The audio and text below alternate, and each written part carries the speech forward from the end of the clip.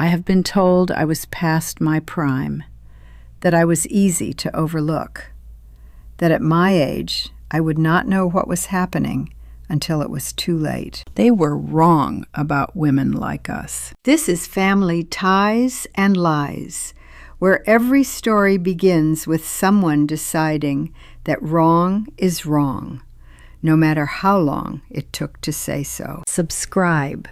We have been waiting for you. My daughter-in-law came to my house 3 weeks after we buried Robert, carrying white lilies and a plan she had been building for 9 years. I did not know about the plan yet, but I noticed the lilies.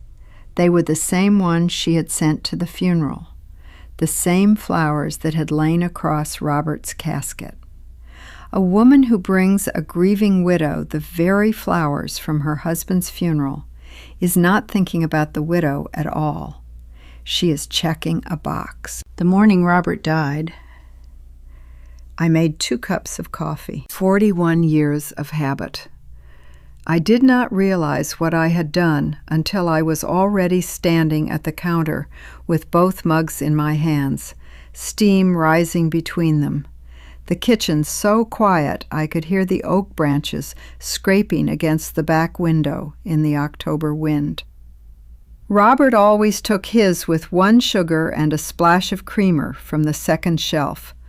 I had bought a fresh carton just last Tuesday. The old one was still half full. I stood there looking at his cup for a long moment. Then I poured it down the drain and sat down alone. That is the thing nobody warns you about grief. It does not arrive with weeping and darkness, not after the first week. It hides inside ordinary things. It waits for you in coffee mugs and second shelves, and the habit of buying creamer you no longer need. Our house on Abercorn Street in Ardsley Park was full of those traps. Robert's reading glasses on the table by his chair. The garden calendar he had started filling in for spring. Bulbs written in his careful hand beside dates that would come without him. The permanent dent in the right sofa cushion where he had sat for 32 years.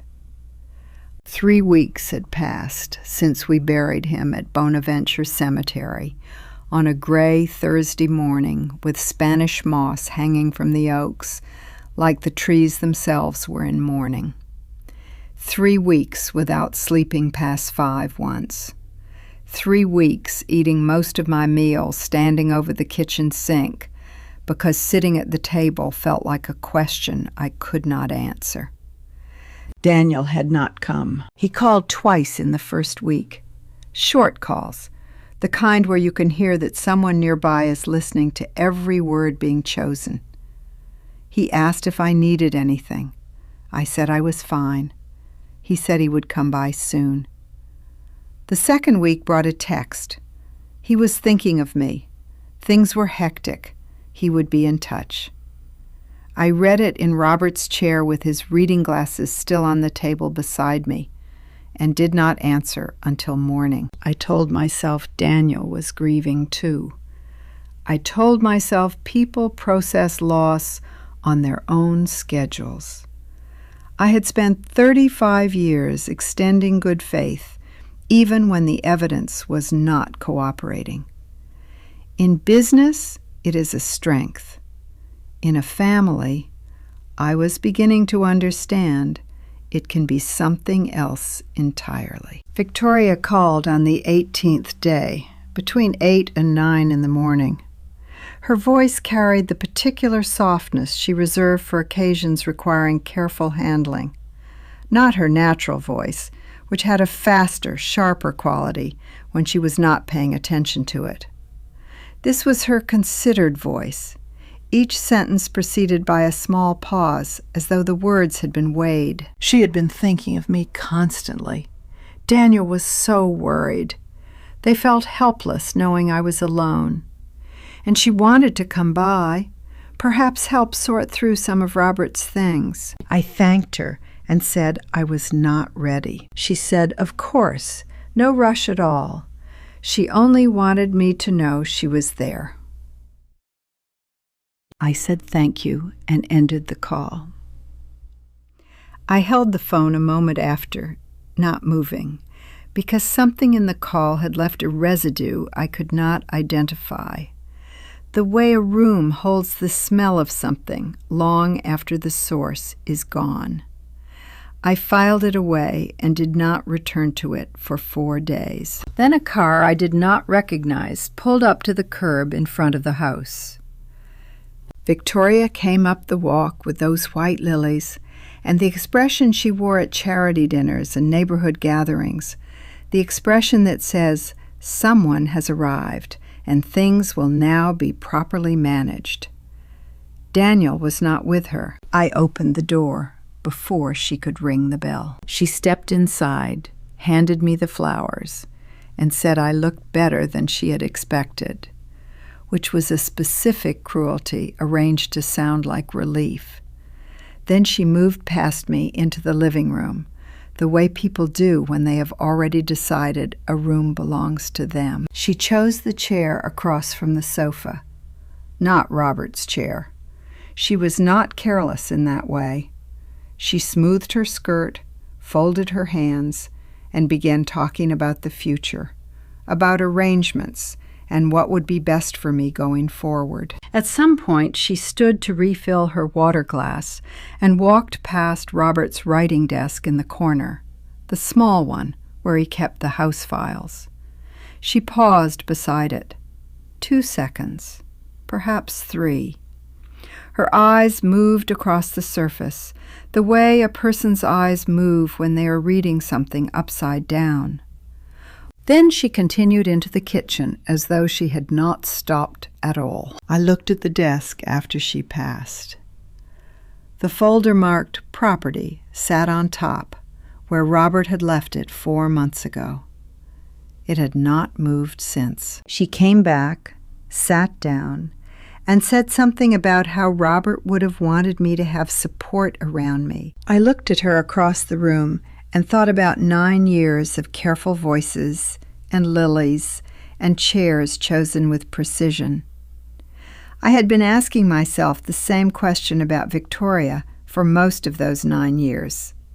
Sitting across from her now, I understood for the first time that I had never been fully honest with myself about the answer. Whatever she had come for, it was not to comfort me. The question I could not yet answer was how long she had been planning it, and how far along the plan already was. Victoria was still talking when I stopped listening, not out of rudeness, out of necessity.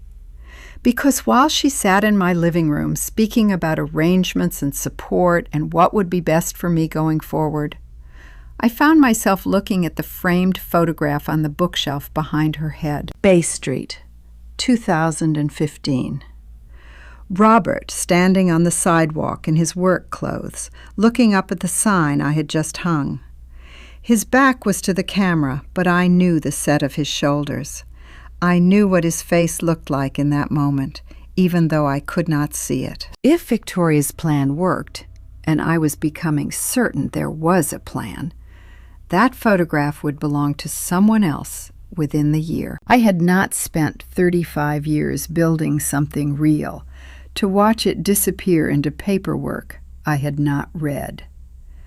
So I stopped listening to her, and I started remembering what I had built, and who had stood beside me, and what it had cost us both. 1987. Daniel was 5 years old. We were renting a house on the east side of Savannah with a bathroom that needed regrouting and a spare bedroom just large enough for a pressed wood desk, a lamp, and a woman with a telephone and a conviction she could not talk herself out of. I started Harmon Travel and Tours on a Tuesday in March with one client, a retired schoolteacher named Helen, who wanted to see the Amalfi Coast before her knees made the decision for her. I booked her flights, her hotel, a train from Rome to Naples, and a walking tour in Positano through a guide I found by reading the same travel magazine 4 times on the living room floor. I charged her $240 and wrote the number in a composition notebook and sat with it a moment, the way you sit with something both small and not small at all. Robert was on the early shift at the engineering firm that year, picking up weekend construction work when the money ran short. He never mentioned the extra hours in a way that made me feel their weight. He did what needed doing and came home and asked what I needed. One evening, I was on the phone with a hotel manager in Florence, working through a language barrier that was making us both stubborn, and Robert walked in with a cup of coffee. He set it on the corner of my desk without a word and walked back out. He did not hover. He understood that what I was doing required a particular silence around it, and he gave me that silence as naturally as other men give opinions. I have never forgotten that cup of coffee. The small things are almost always the truest ones. The business grew the way things grow when you refuse to stop. By the mid-90s, there were 3 of us in a real office. By 2000, clients were coming from 4 states. By 2015, I signed the lease on the corner space on Bay Street with the tall windows over the river. And Robert drove from the job site on his lunch break to watch me hang the sign. He stood on the sidewalk with concrete dust on his boots and looked up at the letters for a long time. I watched through the glass and saw his shoulders move in a way I had not seen before. When he came inside, his eyes were red at the edges. In 41 years, I had never seen Robert Harmon cry. Not at funerals, not through the months after his mother died, but he stood in my new office and wept. And when I asked him about it later, he said, "I was thinking about the Tuesday you started. You had 1 client and a leaking faucet, and you were so certain." He shook his head. "I always knew you were going to get here. I just did not know how much it would feel like this when you did." Behind me, in the present, Victoria was still talking. I caught fragments of it. The word transition, the word simplest. She was explaining how smooth this would all be, in the patient voice you use for someone you have decided is no longer entirely in the room. I let her keep going. I wanted to know how far she would take it before she noticed I had stopped nodding. There were costs. I do not pretend otherwise. I missed Daniel's high school graduation because 42 clients were stranded in London by a labor strike. He said it was fine. He was 18 and I believed him because I was too stretched to examine what fine meant inside my son's particular vocabulary. A child who stops asking you to come is not a child who has stopped wanting you there. He is a child who has decided to stop being disappointed. Victoria saw that before I did, and she used it. I missed Christmas of 2003 in an Atlanta airport when my connection home was canceled. I called Robert from a plastic chair near a shuttered newsstand, and he said he had kept a plate warm and would see me in the morning. Without resentment, the way he said almost everything. There was a night in Tokyo in 2009 when I called him and heard something different in his breathing. A shortness, a careful quality. I asked if he was all right. He said yes. I had 28 clients the next morning, and I led the tour. He never blamed me for any of it. I was looking at his photograph on the shelf, at the concrete dust on his boots, and the sign above his head that bore both our names. When my phone rang with a Charleston number I did not recognize. "Mrs. Harmon," the man said. "My name is James Whitfield. I was Robert's attorney." A pause. "I have been waiting for you to call. Robert told me you would, when you were ready. There are things he wanted you to know, Mrs. Harmon, things that cannot wait much longer." I looked at the photograph, at Robert on the sidewalk, at the sign he had driven across town in his work clothes to watch me hang. I said, "When can we meet? I want to tell you how a person dismantles a family. Not all at once. If they moved quickly, someone would notice. The secret is patience and the genius of doing it slowly enough that every incident, taken alone, amounts to nothing. Each one is deniable. Each one sounds like an accident when described out loud.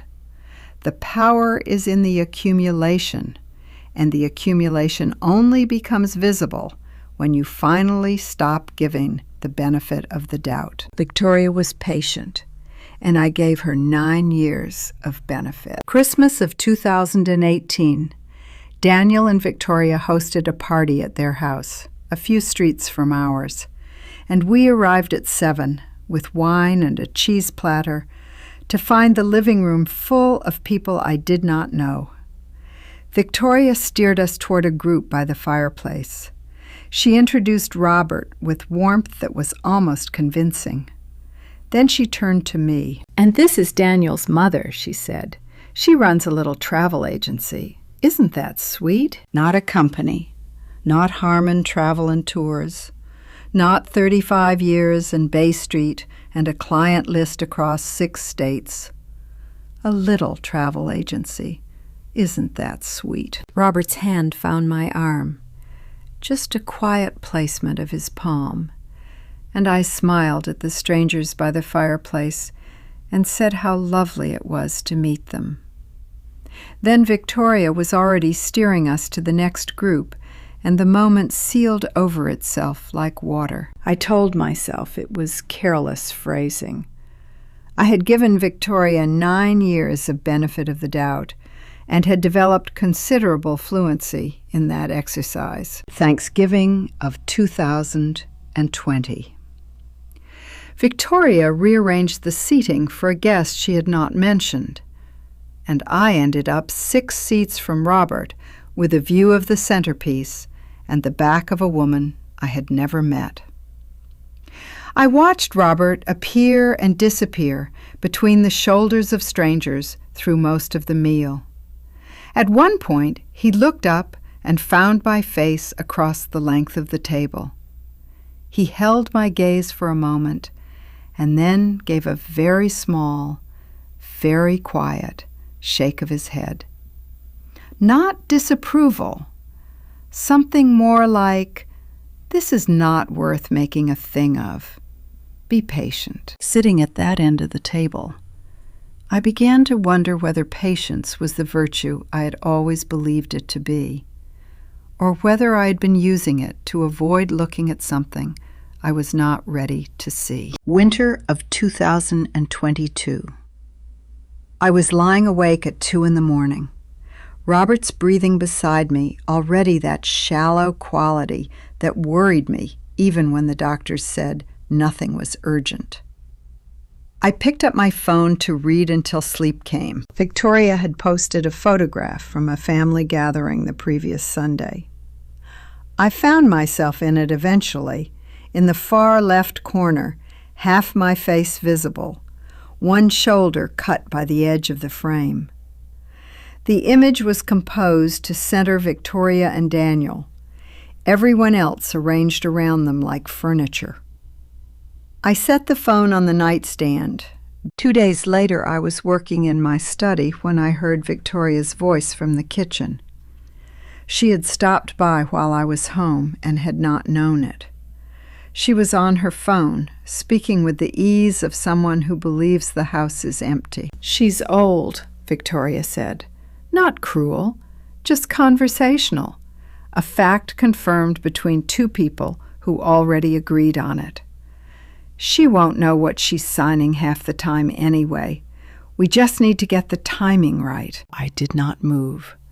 The pen was still in my hand. We just need to get the timing right. I had spent 35 years reviewing documents for a living. I knew what that sentence meant when someone said it about a person who owned property. It meant there was already a document. It meant the only variable was when to place it in front of me. I set the pen down very carefully. Not because I was calm, because I needed my hands to be steady while I decided what to do next. I heard her end the call. I heard the kitchen door, her car in the drive. I sat in my study for a long time after that, and something I had been setting aside for 9 years settled into place with the particular weight of a thing that has been true for a long time and simply waited for you to stop looking away. Robert's first hospitalization came in February of 2023. I was in the emergency waiting area making calls when I looked up and saw Victoria in the corridor outside his room. She had arrived before Daniel. She was not inside. She was standing in the corridor, looking through the narrow window in the door, very still, a phone in her hand. She was not calling anyone. She was taking a photograph of the door number, room 214, making note of it. When she heard my footsteps, she turned and put the phone away in one smooth motion, and her face arranged itself into worry so quickly I almost missed the arrangement. Almost. I looked at the narrow window, at the room number, at the way her phone had disappeared into her pocket. I excused myself before Daniel arrived. I went to the parking garage and sat in my car and found a number in my address book I had held onto for 6 years without ever using, given to me by an attorney friend who said, "Keep this, you never know." He answered on the second ring. "James Whitfield," he said. I said, "My name is Margaret Harmon. I think someone may be trying to take everything my husband and I built, and I do not know how much time I have." There was a pause on the line. Then he said, "Mrs. Harmon, I know exactly who you are. Robert told me you would call. I have been waiting." He came on a Tuesday, 6 weeks after we buried Robert, not to see me. I understood that before he said a word. He stood on the front porch with his hands in his jacket pockets and said he needed to pick up his father's fishing equipment, if that was all right, because a man from his office wanted to buy it before the season ended. I said, "Of course," and stepped back to let him in. Daniel moved through the house the way people move through spaces that make them uncomfortable. Too quickly. Eyes ahead. I watched him from the hallway as he went into Robert's study, and I thought, for a moment, that what I was reading in the set of his shoulders was grief. A son who cannot bear the room where his father used to sit. I had seen that before in people. I had felt it myself in every corner of this house for 6 weeks. I was still willing to give Daniel that reading. I want to be honest about that. Even then, I was still extending him the most generous interpretation available. He came back out with the fishing case and one of Robert's old tackle boxes and said thank you and that he would call soon. He did not look at me when he said it. I walked him to the door and watched him go down the front steps to his car. 3 minutes later, I noticed the coat. He had hung it on the hook in the front hallway when he came in, the way he had done since he was 11 years old, and he had walked straight out without it. I lifted it off the hook to take it to the car, and as I did, something shifted in the inside pocket. a heaviness, the particular weight of folded papers. I called his name. His car was already at the end of the block. I brought the coat inside and set it on the kitchen table.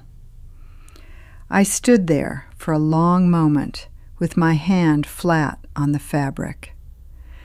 Because the part of me that has spent 35 years reviewing documents before signing them already understood, on some level below thought, that I did not want to see what was in that pocket. I looked anyway. That has always been my particular failing and my particular strength. The document was folded in quarters, 8 pages, printed on heavy legal stock, with a notary watermark I recognized from professional use, a raised seal on the final page, and at the top of the first page, in the formal language designed to sound neutral while doing very serious things. Last Will and Testament of Robert James Harmon. I sat down. I read it once, straight through, the way you read something when you are hoping you have misunderstood. Then I read it again. The house on Abercorn Street. Robert's retirement accounts. His 40% share of Harmon Travel and Tours. All of it directed in this document to Daniel and Victoria Harmon jointly, with a provision that I receive a monthly allowance at their discretion for living expenses. At their discretion, I turned to the signature page. Robert's name in blue ink on the line provided. A date from 14 months ago. 14 months ago, Robert's hands had begun to tremble. The trembling had started small, the way these things do. A coffee cup rattling slightly against the saucer. The morning newspaper held with both hands instead of one. I had watched him develop the small compensations without naming what I was seeing, because naming it would have made it permanent in a way neither of us was ready for. By the time of the date printed on this document, he had been bracing and gripping consciously for months. The signature on this page was smooth, unbroken, the cursive of a man whose hand is entirely steady and whose mind is on nothing in particular. Robert Harmon had not written this signature. I sat in my kitchen with the document on the table, and I did not move for a very long time. I did not cry. I did not reach for the phone. I did what my profession trained me to do, which is to follow evidence from where it is to where it must logically go. Daniel's discomfort when he came in. Not grief, or not only grief. The fishing equipment requested by a colleague whose name I had never heard. The coat hung on the hallway hook by a man who had grown up in this house and knew that hook from childhood. Left behind by a man who had needed to leave quickly. He did not know the document was in the pocket. I was nearly certain of that. He had worn this coat to a meeting, put something away without thinking, worn it here by accident, and left in the particular hurry of a person who feels watched in a place where they have done something they cannot speak about. He had come for the fishing rods. He had left this coat. I thought about what Whitfield had said from the parking lot at Savannah Memorial 6 months ago. Robert told me you would call. I have been waiting. We had spoken twice since then, brief calls, logistics, a meeting in Charleston scheduled for the following week. The following week was no longer soon enough. I picked up my phone. "I found something," I said when he answered. "I need to come to Charleston. Tomorrow, if you can see me." A pause on the line. Not surprise. Something more like the pause of a man who has been waiting for a particular door to open. "Bring it with you," he said. "Whatever you found, bring it." Then he said, And Margaret, the box Robert left you. Have you opened it yet?" I looked across the kitchen at the hallway, at the doorway to Robert's study, at the darkness past it, where the small writing desk sat with the wooden box still in its drawer, sealed, waiting. "No," I said. "Bring that too," he said. "It is time." 3 a.m. I sat on the floor of our bedroom with my back against the side of the bed and the wooden box open in my lap. Inside a letter, thick, several pages. A small notebook with a blue cloth cover. A sealed envelope with my name and below it, in Robert's hand, "Open this one with Whitfield." I set the sealed envelope aside and unfolded the letter. "Dear Maggie," not Margaret, not Mrs. Harmon, just Maggie. The way he said my name on our first date in 1979, when I knocked a coffee cup off the edge of the table, and he looked at me and said, "Maggie, it doesn't matter." And I understood for the first time that I was sitting across from a man who meant precisely what he said. He wrote the way he talked, without decoration. Can you still have... Across town, in the house 3 streets away, Victoria sat at her desk. The lamp was on. Her phone showed 4 missed calls from Daniel. A document lay open in front of her. 8 pages on heavy legal stock with a notary seal on the final page. She was reading it the way you read something you have read many times before, not for meaning, but for error. Her pen made a small notation in the margin. She did not know that her husband had worn his gray coat to his mother's house that afternoon. She did not know it was sitting on the kitchen table on Abercorn Street right now, with a folded copy of what she was reading still inside the pocket. And it's since that Robert wrote without decoration, the way he talked. He said that in the 3rd year of Daniel's marriage, he had watched Victoria photograph the deed to our house through a gap in the storage room door. He had stood still and decided, in those minutes, not to tell me.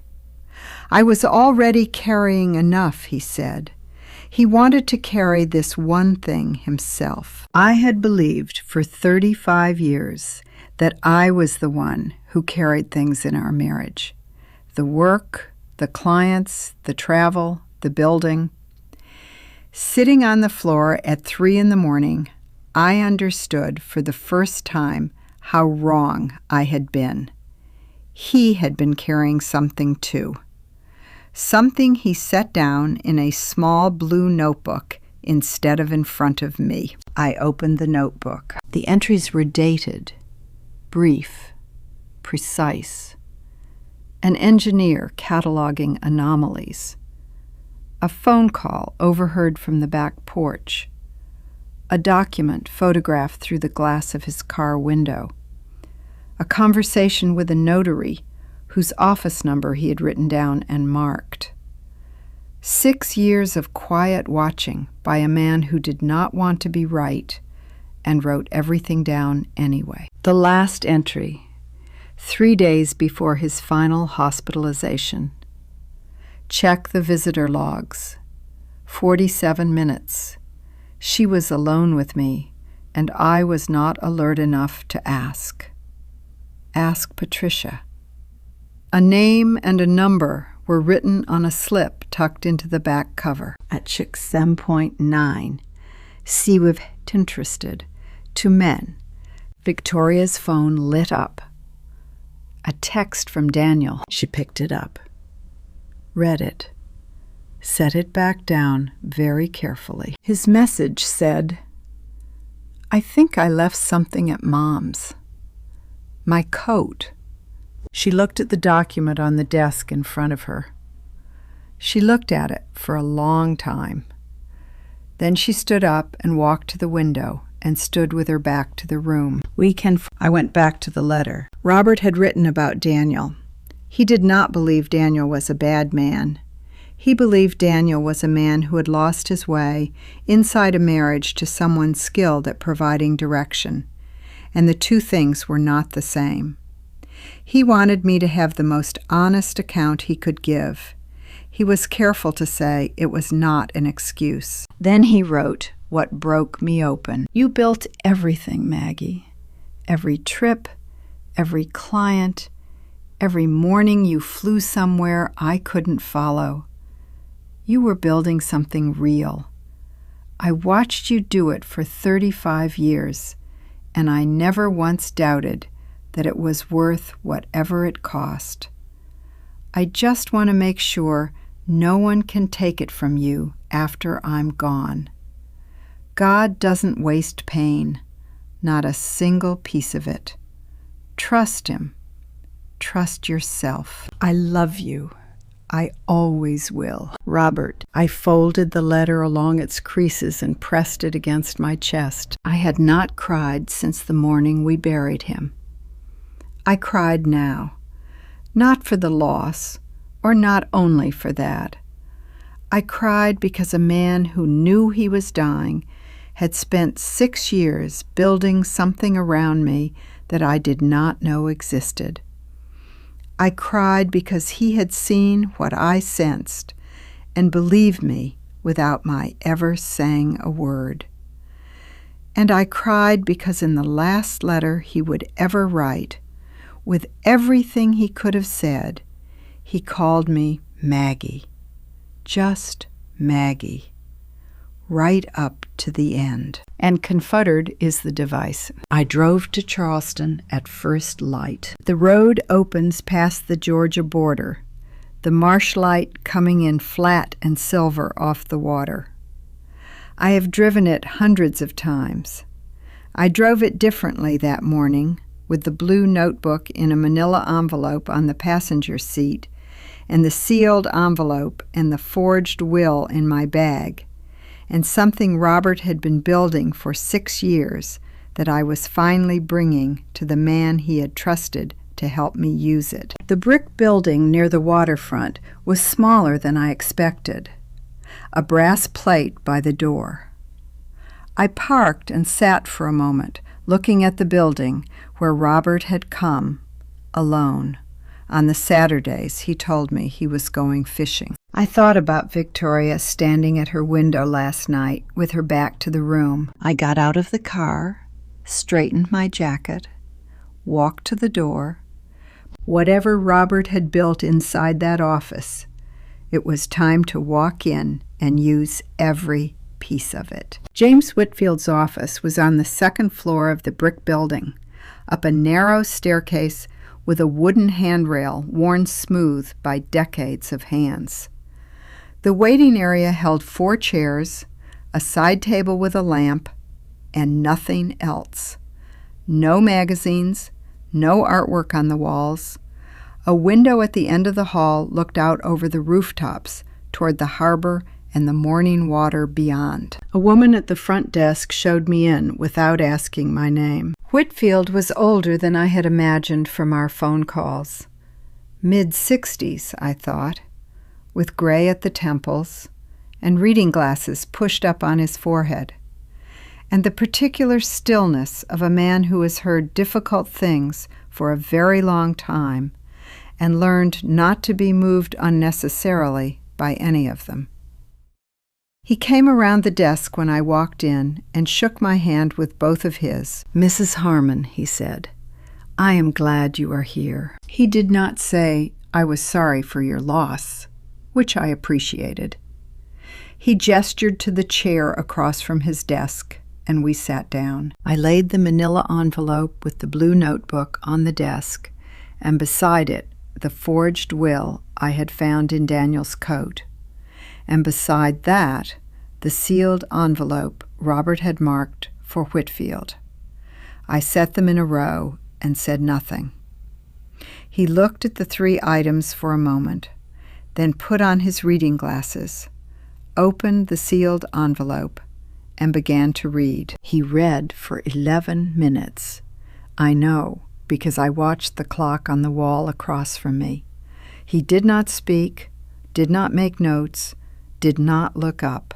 He simply read, page by careful page, the document Robert had prepared for this exact meeting. When he finished, he set it on the desk, took off his glasses, and looked at me. Your husband was one of the most methodical men I have ever had the privilege of knowing, he said.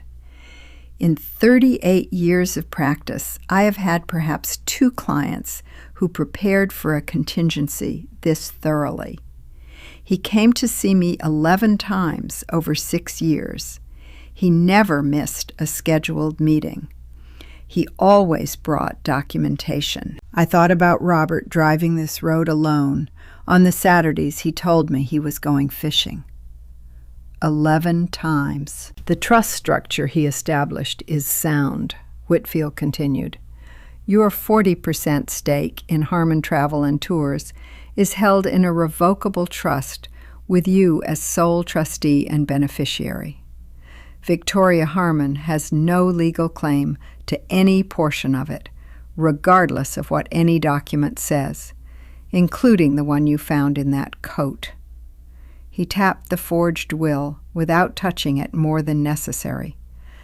This is a forgery, a competent one, but the notary whose seal appears on page 7 lost his certification in 2021. I checked when Robert first told me what he suspected. I let that sit for a moment. Robert had thought to tell him. Whitfield had thought to check. 6 years ago. There is something else, Whitfield said. He opened his desk drawer and removed a folder, placed it between us.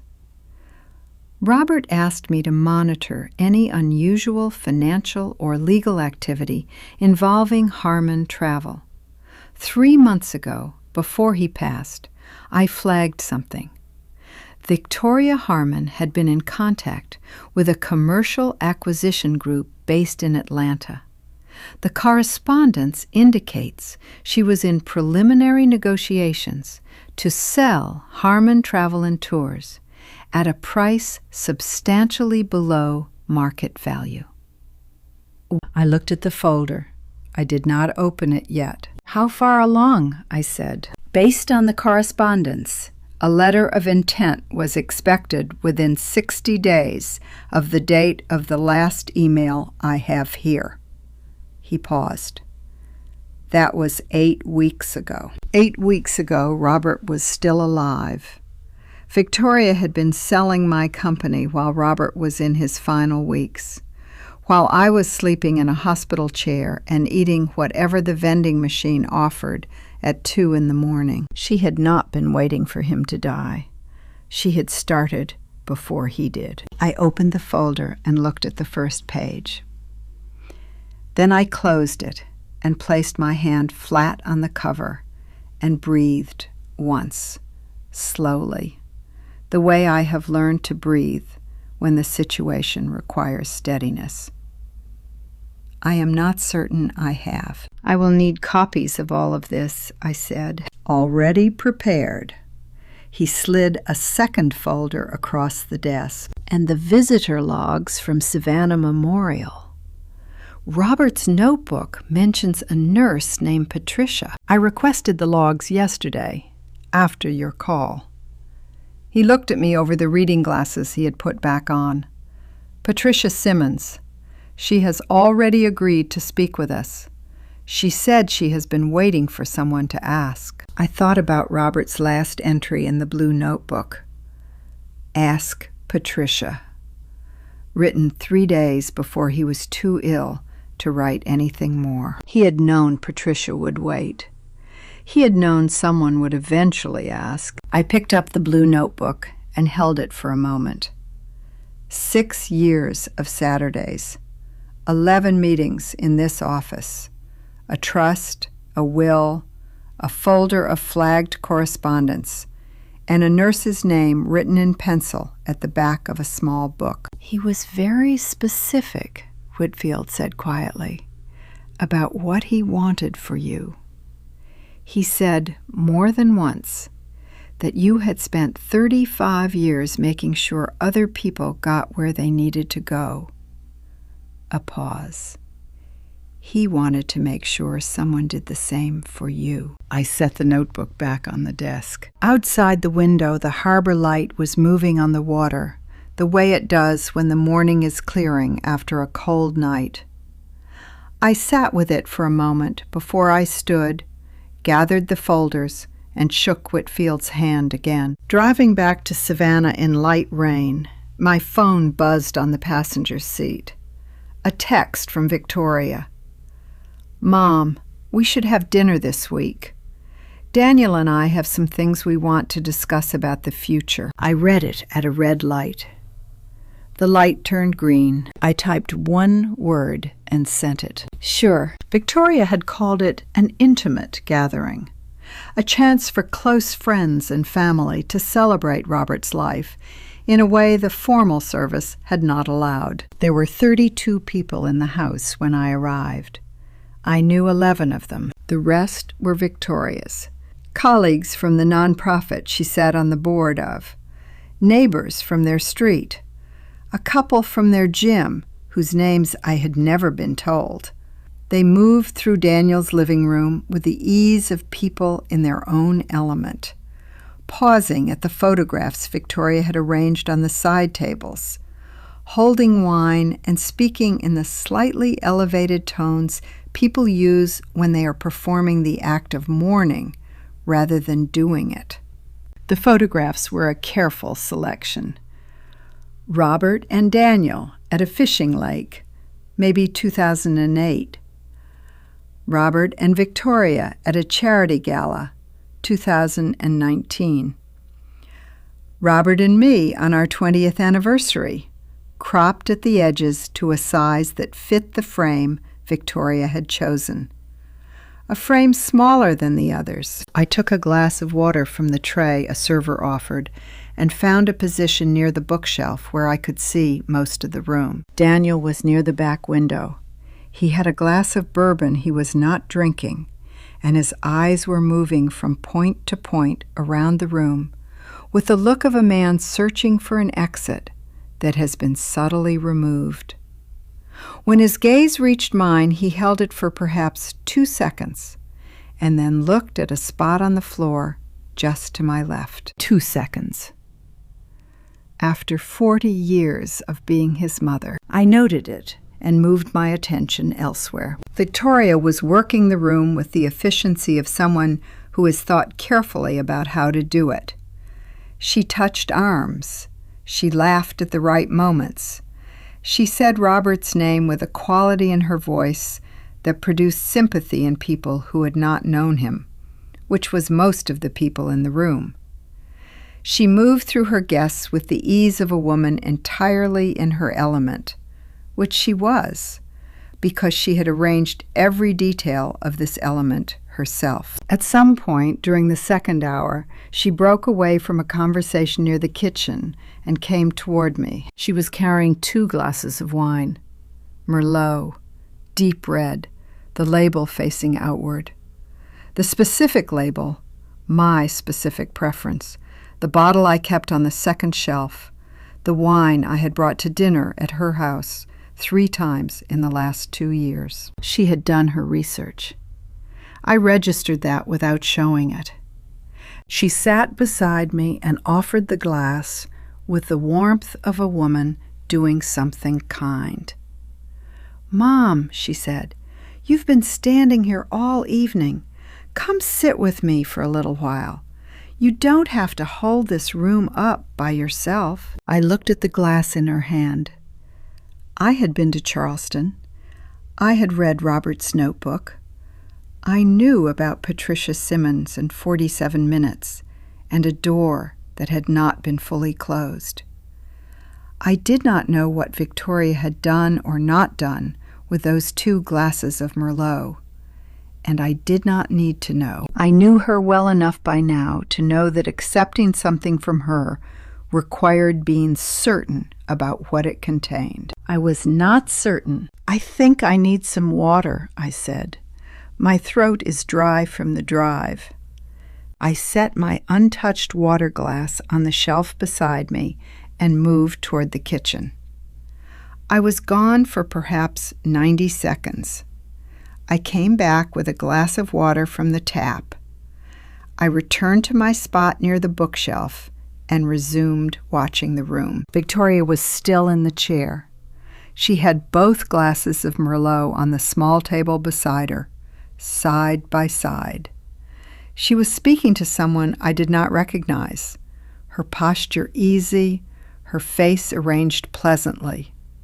But her right hand, which was resting on her knee, had the fingers pressed together in the particular way that hands press when a person is controlling something they would prefer to release. I watched that hand for a moment, then I watched her face. At some point in the next few minutes, she looked over at me and saw that I was holding a glass of tap water, and had been since I returned from the kitchen. Her expression did not change, not a flicker, but the hand on her knee tightened once and then released, and she turned back to her conversation. I had spent 35 years in a profession that required me to notice the things people did not intend to show. I noticed. I stayed another 40 minutes, spoke to the 11 people I knew, and said a genuine goodbye to a woman named Helen, who had known Robert from his engineering days, and cried in a real and unperformed way that I was grateful to witness. Then I found Victoria near the door. "Thank you for this," I said. It was a lovely evening. Her hug was warm and unhurried. She held it a moment longer than necessary, the way you hold something you are trying to assess. "We need to talk soon," she said, low enough that the guests nearby would not hear. "About some practical things. About the future." "Of course," I said. "Whenever you're ready." I went down the front steps and got into my car and sat for a moment before starting the engine. In the light from the living room windows, I could see Victoria at the door, not waving, not smiling, just watching my car with an expression I had not seen on her face before. It was the expression of a person who has realized that a variable they believed they understood has changed in some way they cannot yet measure. My phone lit up on the passenger seat. A message from Whitfield. The hospital visitor logs came in. "Call me tonight. There is something you need to hear." I started the car and drove home through the dark and the quiet. Whatever was in those logs, Robert had already told me where to look. I got home at 9:30, changed out of my good clothes, and sat at the kitchen table with a glass of water and my phone. The house was the particular kind of quiet that only houses with one person in them are ever quiet. I had been living in that quiet for months. I was used to it by now. The way you get used to something that is not all right, but has become familiar enough to function around. I called Whitfield at 9:42. He answered on the first ring. He had been waiting. "The visitor logs are straightforward," he said. "One entry. The date is the 14th of last November, 14 months before Robert died, 6 days after his first cardiac incident. The visitor is listed as Victoria Harmon. She signed in at 2:17 in the afternoon and signed out at 3:44. 1 hour and 27 minutes, not 47. I had misread Robert's notebook in the dark before dawn, counting from the wrong time. 1 hour and 27 minutes. Alone, with a man in morphine sedation who had been told not to sign anything without his wife present. Patricia Simmons filed a voluntary statement with my office yesterday, Whitfield continued. She has been a registered nurse at Savannah Memorial for 22 years. She was the floor nurse on duty that afternoon. I put my free hand flat on the kitchen table and held it there. She said Victoria Harmon asked her to step out and give them privacy. That is a request nurses receive sometimes from family members who want a moment alone. Patricia said she started to comply. She got as far as the corridor, and then she stopped, because something in the way the request had been made did not settle right with her. She has been doing this work long enough to know the difference between a person who wants to say goodbye in private and a person who wants a witness removed. I looked at the kitchen table, at the grain of the wood Robert had refinished the summer before last, the summer he had seemed perfectly well, the summer before the first signs. She did not fully leave, Whitfield said. She stood in the corridor with the door pulled to but not latched. She could hear what was happening in the room. I waited. She heard Victoria's voice. She described it in her statement as very different from the voice the woman had used at the nurse's station when she arrived. She said it was quieter, more precise.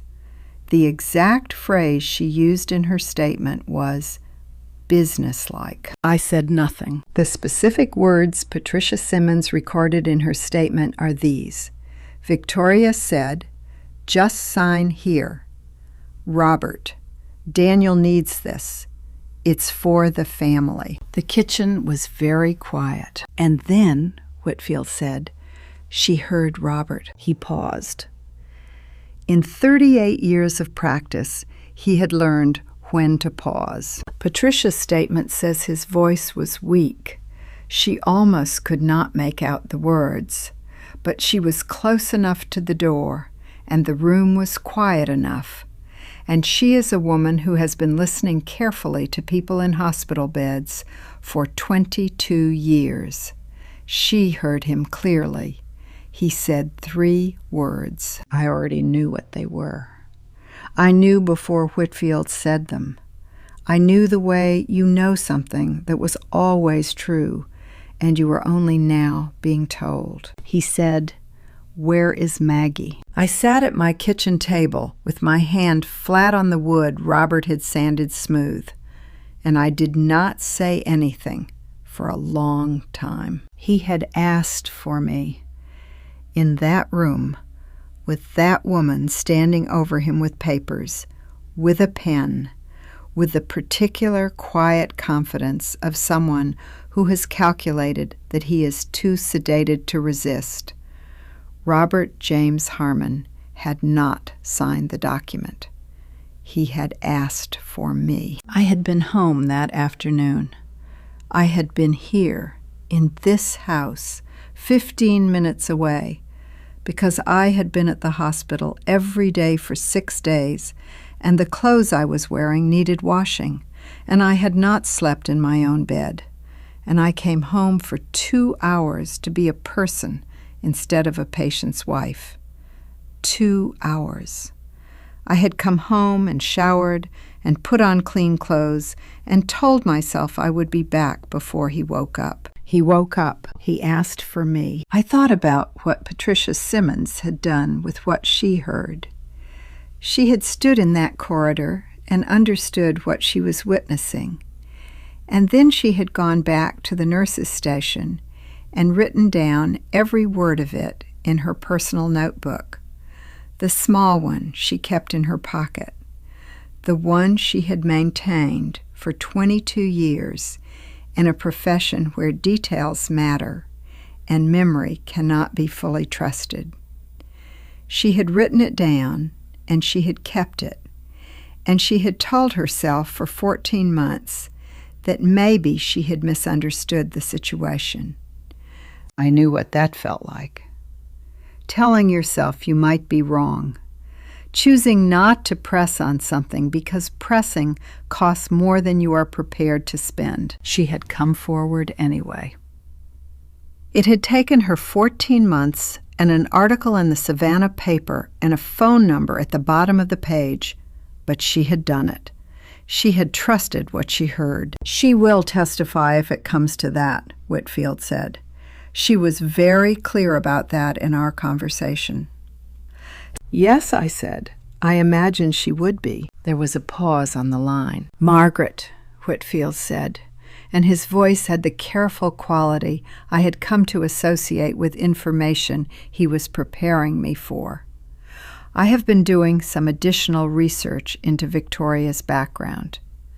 Before she married Daniel, there is something you need to know about. He paused once more. There was a man named Gerald Ashworth.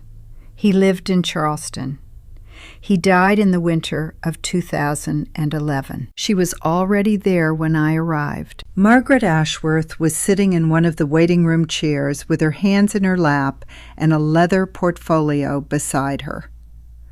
When I came through the door, she looked up with the expression of someone who has been waiting a long time for a particular conversation and is not certain it will go the way she needs it to. She was 69 years old. A quality of steadiness in her face, the look of a person who has thought carefully about most things and does not abandon her positions easily. We shook hands. We went into the conference room together. Whitfield had set out the visitor logs and Patricia's statement on the table. Margaret Ashworth looked at them briefly and then looked at me. He told me someone might eventually come asking, she said. Gerald, he said if anything happened to him, someone might come eventually. She paused. I did not believe him when he said it. I thought he was being romantic. Gerald was given to a certain amount of romantic thinking. It was one of the things that made him easy to take advantage of. I asked her to tell me about her brother. She told me. Gerald Ashworth was 63 years old in 2009. Recently widowed, recently retired from a law practice he had built over 30 years. He had been married for 31 years to a woman he loved, and that woman had been gone for 18 months. And the particular shape of that absence was one he had not found a way to fill. He met Victoria at a charitable benefit in the spring. She was 29. She had a quality of attention, Margaret said. She made you feel that you were the most interesting person she had met in some time. And when you were a man who had recently lost the person who had been paying attention to you for 3 decades, that quality was not small. They were married in September of the same year. 3 months after they met, Gerald changed his will in November.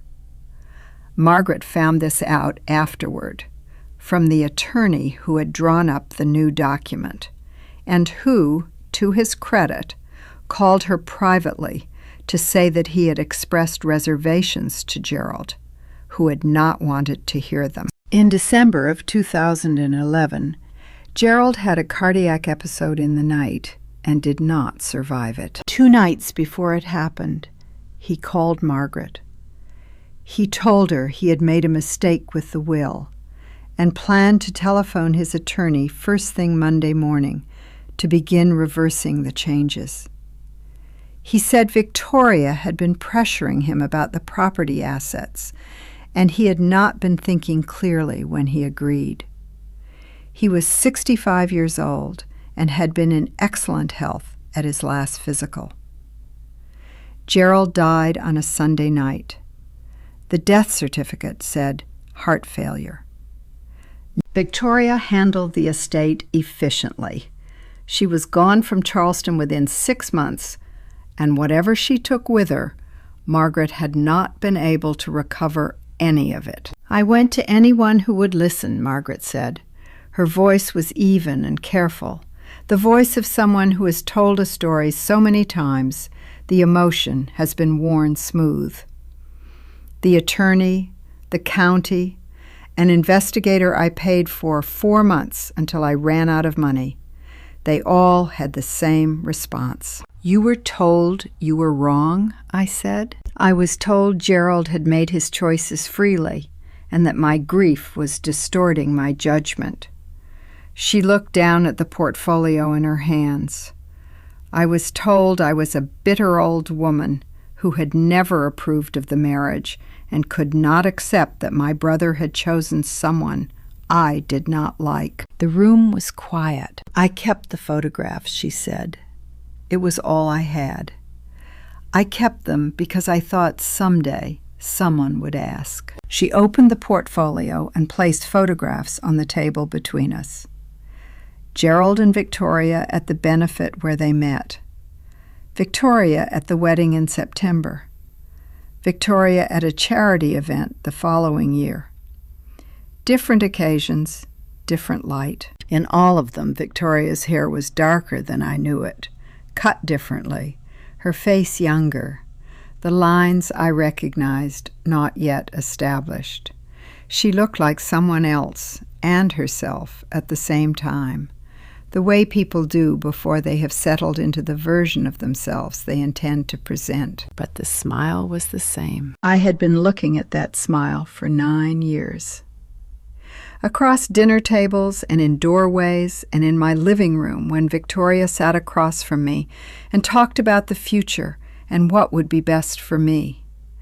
I knew that smile, the way you know something you have studied under poor conditions for a long time, imprecisely, but with a certainty about the essential shape of it. In these photographs of a woman in a city I had never visited, 14 years before I met her, the smile was exactly the same.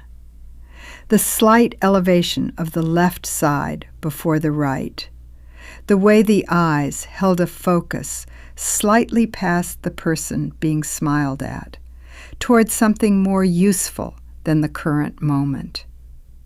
I placed my hand over Margaret Ashworth's hand on the table. "I believe you," I said. She looked at me for a long moment. Then she nodded once, the single nod of a person receiving confirmation of something they have known for a long time and almost stopped believing anyone else would ever see. Whitfield told us she would be asked to testify when the time came. She said she would be there. I walked out into the Charleston afternoon and stood beside my car for a moment in the early spring light. My phone rang. The number was Daniel's. For the first time since the morning we buried his father, he was calling me. Not a text, a call. I answered. His voice was quiet and careful, in the way of a man speaking near a door he is not certain is fully closed. "Mom," he said, "can I come see you? Alone? Without Vicky knowing I called?" 2 years before Robert died, I was sitting in the Atlanta airport at 11 in the evening, waiting for a delayed flight to Lisbon. I have spent a great deal of my life in airports, comfortable in them the way you become comfortable in places you cannot leave. But that night, for the first time in 30 years, I wanted to go home. Not to the hotel in Lisbon.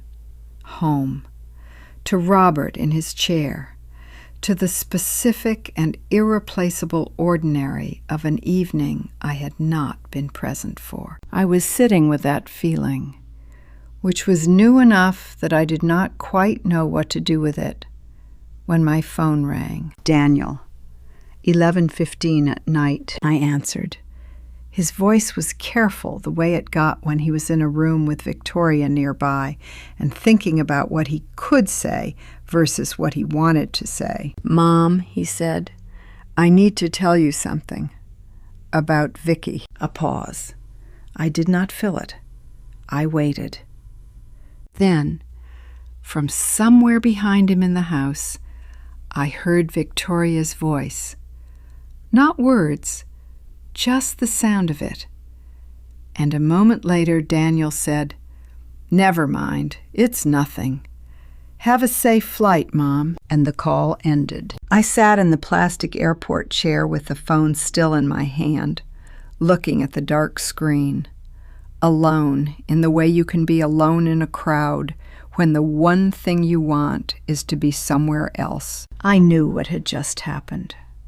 I had known before he said, "Never mind." The pause and the background voice and the speed of the retreat were a language I had been learning without knowing it. The particular grammar of a marriage that controls what the people in it are allowed to say. I thought about calling back. I thought about getting on the next flight to Savannah instead of Lisbon. I thought about the 28 clients waiting in the morning and the hotel deposit that was not refundable. I got on the plane to Lisbon. I did not call back. Not that night, not the next day, not in the 2 years that followed. I told myself I was giving him space. I told myself that when Daniel was ready, he would try again. I was also afraid. That is the truth I had not said out loud until now. I was afraid of what he had been about to tell me, and afraid of what I would have to do with it once I knew. I had been doing that for years, and it had a cost I was only beginning to calculate. He came to the house on a Tuesday evening, 3 days after his phone call from Charleston.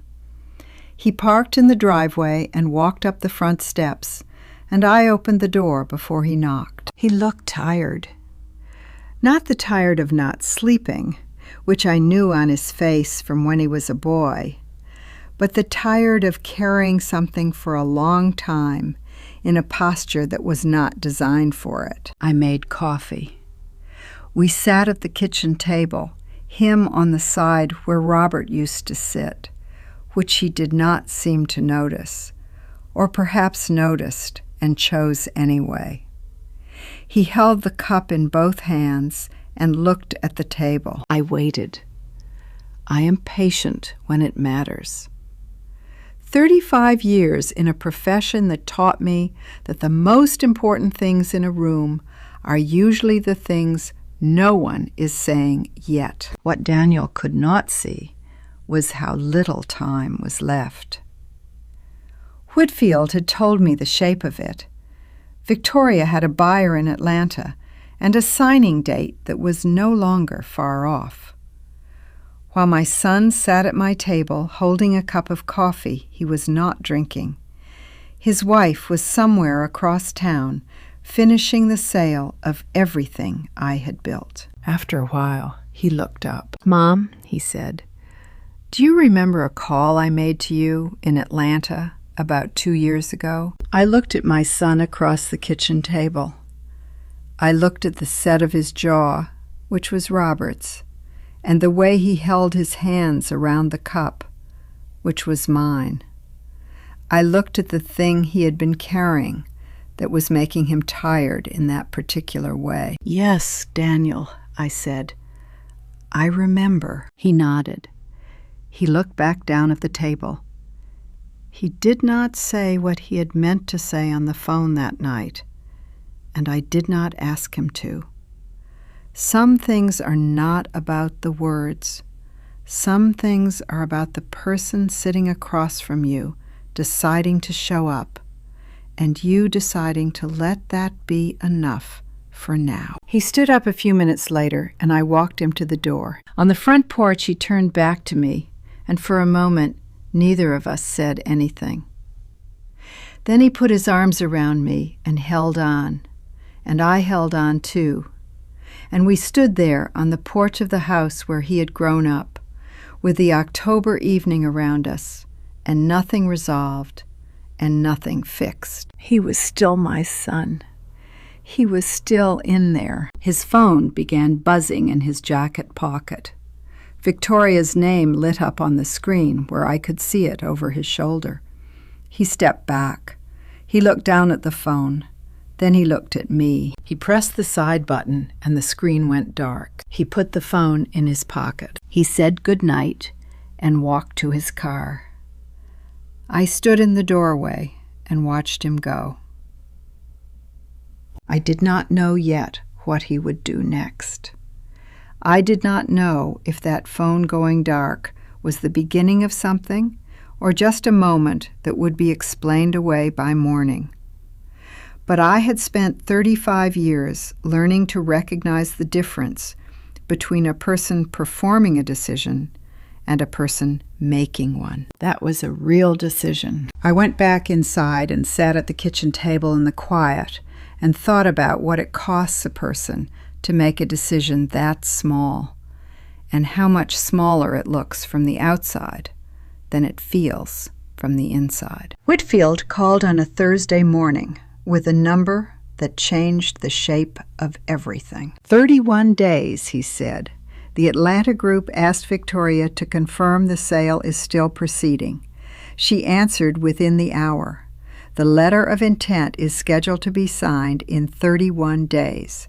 Margaret, after that it enters a phase that is much harder to stop. I was at my desk on Bay Street, the Savannah River gray and flat below the window under an overcast March sky.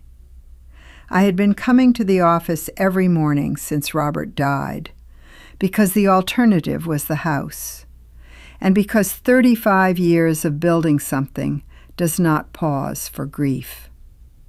I told Whitfield I would call him back. I had barely set the phone down when the front door of the office opened and Victoria walked in. She had not called ahead. She crossed the floor with the unhurried confidence of a person who already considers the room hers, and she stopped at my assistant's desk and introduced herself in a voice pitched for the staff to hear, as Daniel's wife. She said she had come to review the client database and the active booking contracts, as she would be overseeing the transition of operations. My office manager, Carol, who has been with me for 16 years, looked up from her screen and did not move. I came out of my office before Carol had to decide what to say. Victoria turned to me, and her face arranged itself into warmth. She said she was so glad I was here, that she had hoped to find me, that she wanted to make this whole process as smooth for me as possible. She said it the way you offer to carry something for a person you have decided is no longer capable of carrying it themselves. I stood in the middle of my own office, the office with my name on the door, the office I had signed the lease for, while Robert watched from the sidewalk with concrete dust on his boots. And I looked at her. "Carol," I said, without taking my eyes off Victoria, "Victoria is not authorized to access anything in this office. Not the database, not the contracts, not the client list. If she comes again, you call me, and then you call Whitfield." The warmth on Victoria's face did not fall away so much as freeze in place, like a photograph of an expression rather than the expression itself. "Mom," she said quietly, "there's no need to make this difficult." "I'm not making anything difficult," I said. "I'm making it clear. Have a good afternoon." She held my gaze for a moment. Then she smiled, the smile I had been looking at for 9 years, the one that did not reach anywhere near her eyes, and she said she would see me soon, and she walked out the way she had walked in, as though nothing had happened that she had not anticipated. Carol exhaled when the door closed. "She walked in like she already owned it," Carol said. "Not angry, not demanding, like she was being generous by letting us know." That was the word, generous. I had spent 9 years letting Victoria define the terms of every room we shared. 9 years of careful voices and chosen chairs, and the slow, patient work of being made smaller in my own family, 1 degree at a time. Standing in my office that afternoon, watching the door close behind her, I understood that those 9 years were over.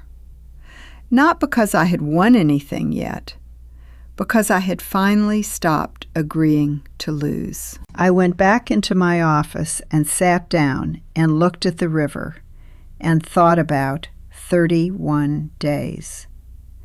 31 days before a letter of intent would transfer the company I had built from a spare bedroom desk to investors in Atlanta who had agreed to pay below its worth because the seller had reasons to move quickly and quietly. I picked up the phone and called Whitfield back. "File everything," I said, "this week.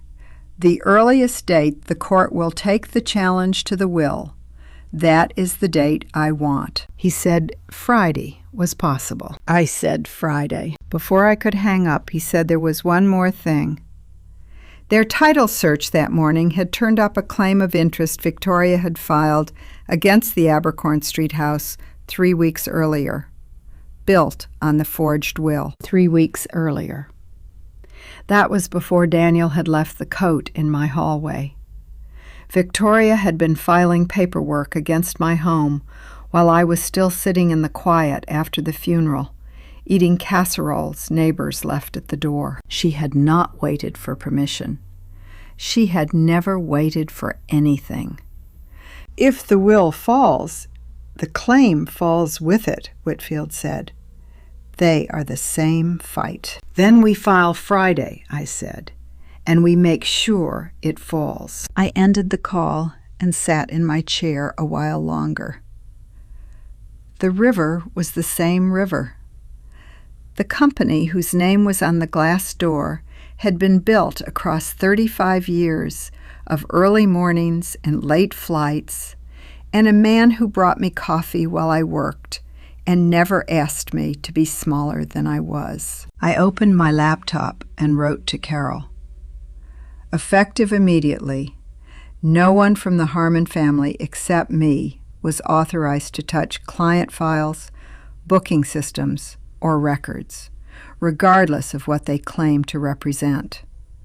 "Print it," I told her. "Keep a copy. Note the date and time." Then I called the man who had been with me since before Bay Street, since the office was a converted garage on the south side. I told him what was coming and what would be filed on Friday. The company was not for sale on any timeline, I said, and if anyone claimed otherwise, he was to take the name and send it to Whitfield. He listened without interrupting. When I finished, he said, "I figured something was wrong. She had the wrong kind of confidence when she came through here." I told him I knew exactly what he meant. I hung up and looked at the name on the glass door. Harmon Travel and Tours, Bay Street, Savannah. 31 days. We would see. The papers were filed at 9:15 on a Friday morning. By noon, I had 4 missed calls from Victoria.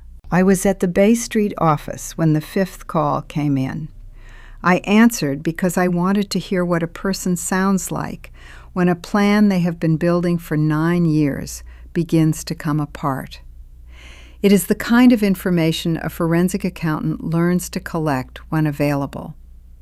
She asked if I was aware that my attorney had filed documents making serious and unfounded accusations against her and Daniel. I said yes. She said this would be painful for the family, and she wished I had come to her directly rather than involving lawyers. I said I understood. She said Daniel was devastated. I said I would see her when she was ready to talk. She said she would come by that afternoon. I said all right. She arrived at 3. She had not brought flowers this time.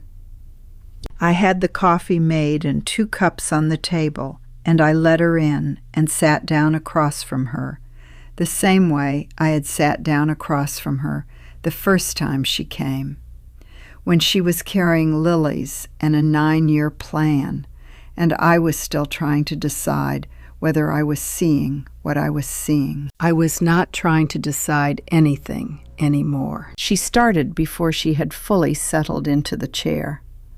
The sentences came quickly, in an order that told me she had been composing them in the car, looking for the arrangement that would land with most force. She said I was tearing the family apart. She said Robert would be heartbroken to see what I was doing to Daniel. She said Daniel had been a devoted son, doing nothing but honor his father's memory, and I was repaying that devotion by dragging his name into a dispute based on what she called a paranoid misreading of documents any competent attorney would find entirely in order. I sat with my hands around my coffee cup, and I listened to all of it. I did not interrupt.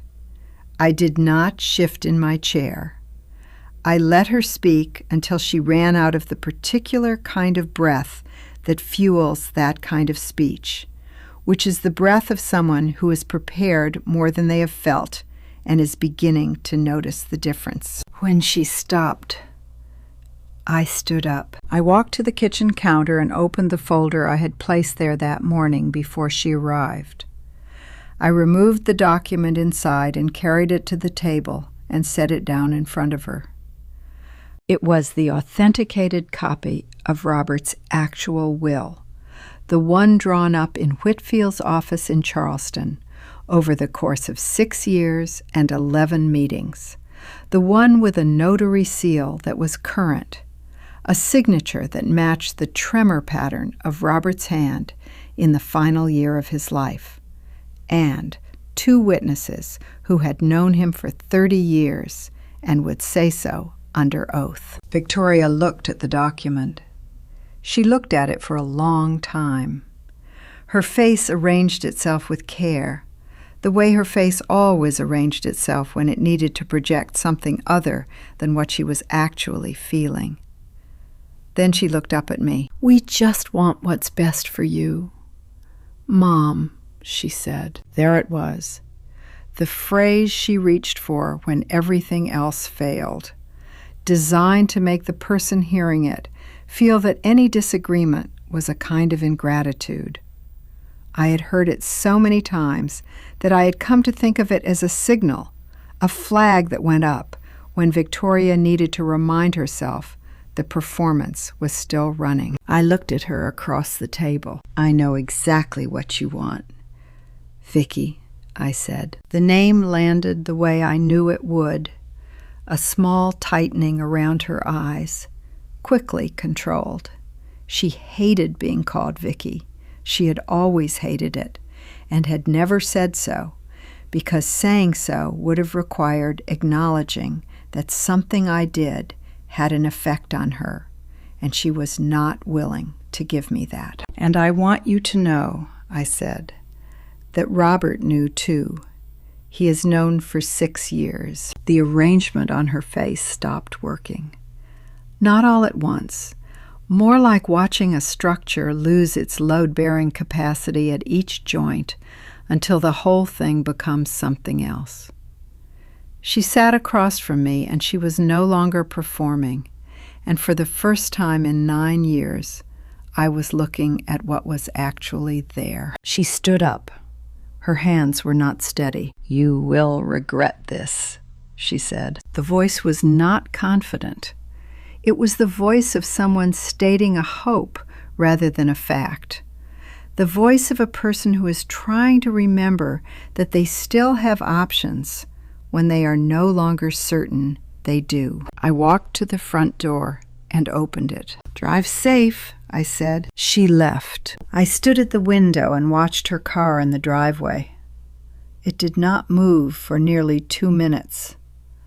She was sitting behind the wheel, very still, and I understood that she was doing the same calculation I had been doing for months, except from the other side, and arriving at very different numbers. Then the car backed out and drove away. I went to the kitchen and sat down and permitted myself, for the first time since the morning we buried Robert, to smile. Not the managed kind I had been producing for 9 years of dinners and gatherings. A real one. The kind that comes from somewhere that does not require effort. My phone rang. Whitfield. "Margaret," he said. "A journalist called my office this afternoon. Her name is Eleanor Cates. She covers civic affairs for the Savannah paper, and she says she wants to write about what is happening with the estate challenge." A pause. "She also says she has been on 14 of your tours over the past 22 years. She said she wanted me to tell you she knows exactly who you are." He knocked at 8:43. I know because I had been watching the kitchen clock since I came inside. I opened the door and he was standing on the porch with his hands in his jacket pockets and the look of a man who has been rehearsing something on the drive over and has decided, somewhere between the car and the front steps, not to use the rehearsed version. I stepped back and let him in. He sat at the kitchen table. Not in Robert's chair this time.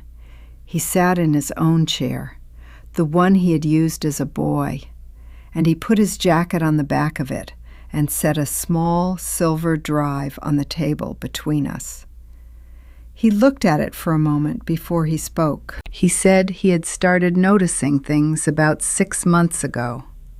Small things at first, things he could explain away. And then it had not been small anymore. He had put a camera in their home office in January because Victoria spent long hours in there on calls she ended when he came near the door. He had told himself he was probably imagining things and kept telling himself that for 6 months while the recordings accumulated. He said he had downloaded the relevant files onto the drive on the table. He was not looking at me. He was looking at the drive. I did not say anything yet. He said that when he came to pick up Robert's fishing rods, he had found a letter in my desk drawer, folded in thirds and not sealed, sitting on a folder of old receipts.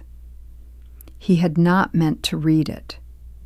He had been looking for insurance documents, and he had picked it up because he thought it might be one. And then he had read the first line and could not stop. I knew which letter. I had written it at 3 a.m, 8 weeks after Robert died, sitting in Daniel's childhood bedroom looking at a box of his old drawings. I had not sent it because I could not find the line between saying what I meant and making him feel accused of things he may not have fully chosen. He read the letter. He came back 3 days later with a silver drive. That was not nothing. I knew that. I also knew it was not everything, and that the distance between nothing and everything was where we had been living for years and would continue to live for some time. "Daniel," I said. He looked up. I asked if he would come with me to Whitfield's office in the morning. He said yes. We drove to Charleston on a cold Sunday morning, mostly in silence. When we arrived, Whitfield met us in the conference room, and Daniel placed the USB on the table with the deliberate care of someone handing over the last thing that connects him to a version of his life he cannot go back to. Whitfield reviewed the contents with his paralegal, while Daniel and I sat in the waiting room. Daniel had coffee. I had water. We sat on opposite sides, and neither of us spoke, which was fine. We had been practicing this particular silence long enough to know it was not the hostile kind. After 40 minutes, Whitfield came out and said the drive held 5 things. Email correspondence between Victoria and the notary whose certification had lapsed. Establishing the forged will as a coordinated act rather than an isolated one. A recording of Victoria discussing the timeline for the Atlanta sale. A video from the Home Office. Comprehensive, requiring full review. A draft property transfer agreement, not yet executed, that predated the forged will by 11 months. And an older folder, property records for the Abercorn Street house, a valuation of Harmon Travel and Tours, a printout of Robert's investment accounts, assembled into a single file. The earliest page in that folder was dated 4 months before Victoria and Daniel were married. 11 months she had been drafting the transfer, and 4 months before she ever married my son, she had already sat down and calculated what my family was worth. I looked across the waiting room at Daniel. He was looking at the floor. He had already seen all of it. I understood, sitting there, that the folder was the real reason he had come to my door with a silver drive in his pocket, not the forged will, not only a guilty conscience about a document. He had gone looking for proof that his wife was deceiving his mother, and somewhere in those files he had found proof of something worse, that she had never married him for any reason but the one now sitting on James Whitfield's desk. Whitfield said to Daniel, quietly, that he wanted to ask him something directly. Daniel said, "All right." Whitfield asked why he was doing this. Daniel looked at the table for a long time, long enough that the question seemed to have been absorbed into the room without an answer coming. Then he said 2 sentences. "Because she's my mother, and because Dad would have." Whitfield nodded once and went back into the conference room. We walked out into the Sunday afternoon together, Daniel and I, down the narrow staircase with its worn handrail and out onto the street. We did not embrace. We did not resolve anything. I did not tell him that everything was going to be fine, because I did not know if it was going to be fine, and I had long ago decided that the most unkind thing you can do for someone is promise them a future you cannot guarantee. We walked to our separate cars. We stood for a moment on the pavement. "Mom," he said. "I know," I said. He got in his car. I got in mine. We pulled out of the parking spaces in the same direction and drove the first 2 blocks of the return to Savannah in a loose convoy before a light separated us. Same direction. That was all. For today, it was enough. My phone buzzed on the seat beside me. "Whitfield." "Margaret," he said, "we are ready. The hearing is scheduled for Monday." The hearing room at the Savannah Federal Courthouse held perhaps 80 people when full. It was full. The 37 women from Whitfield's waiting room had come. They sat in the gallery in their good clothes again, which told me they had understood that what was happening in that room on Monday morning was a continuation of what had brought them to Charleston, which was the same thing that had brought them to 14 countries over 35 years, which was the belief that some things are worth the trip. Dorothy from Nashville was in the 3rd row with her hat and the silk flower. She nodded when I came in.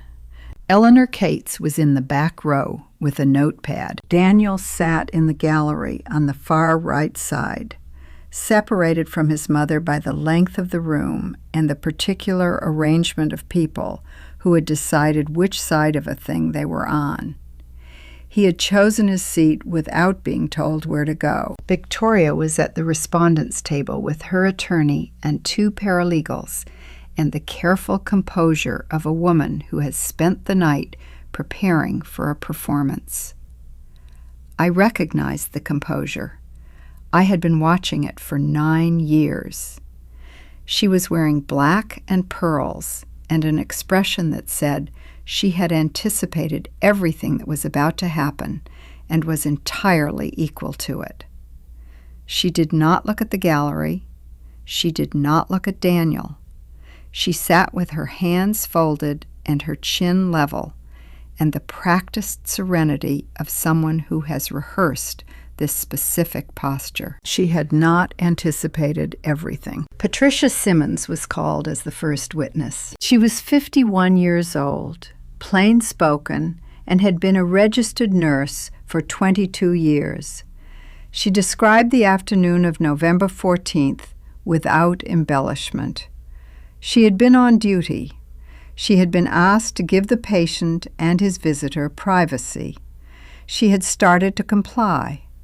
She had stopped because something in the request had not settled correctly with her, and 22 years in her profession had taught her to pay attention to things that did not settle correctly. She had stood in the corridor with the door pulled to, but not latched. She said Victoria's voice inside the room was different from the voice she had used at the nurse's station.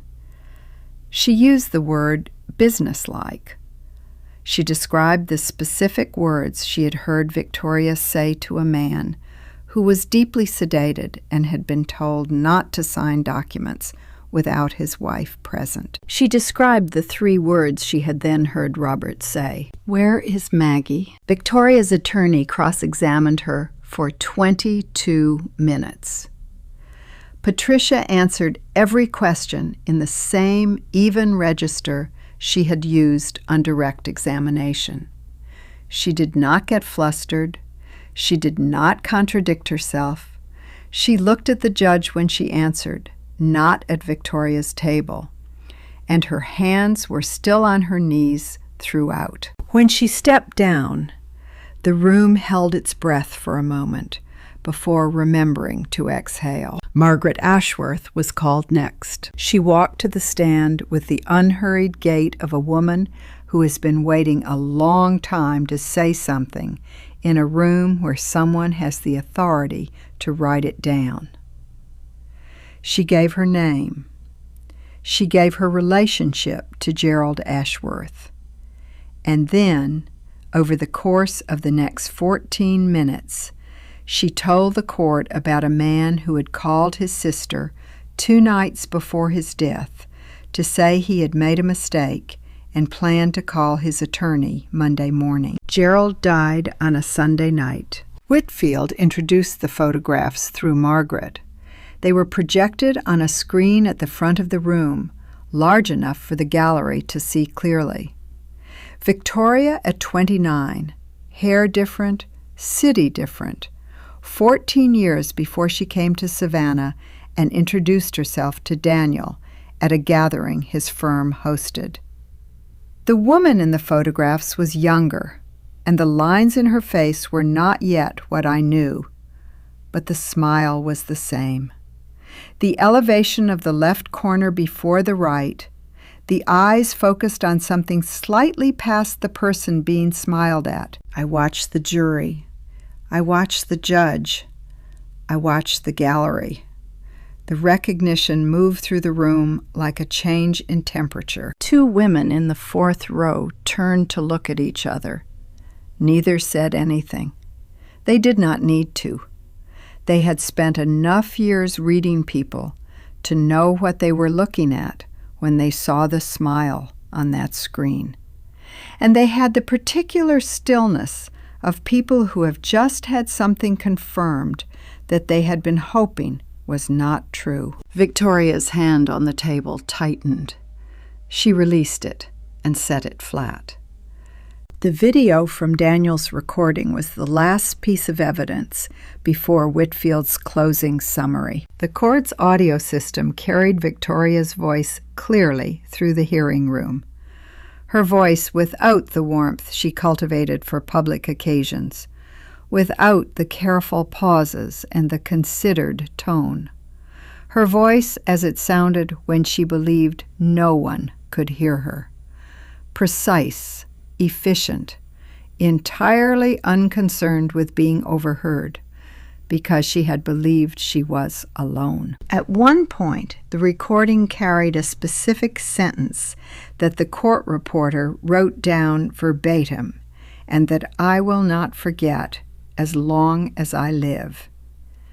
Victoria said, "She thinks this is about money. It isn't about money.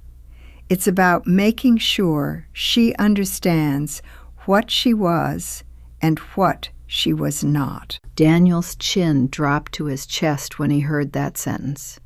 He did not raise it again for a long time. Victoria was looking straight ahead, not at the screen, not at the table, at a point in the middle distance that held nothing, and into which her expression had retreated entirely. The recording ended. The room was very quiet. Whitfield stood. "Your Honor," he said, "we have one final piece of evidence.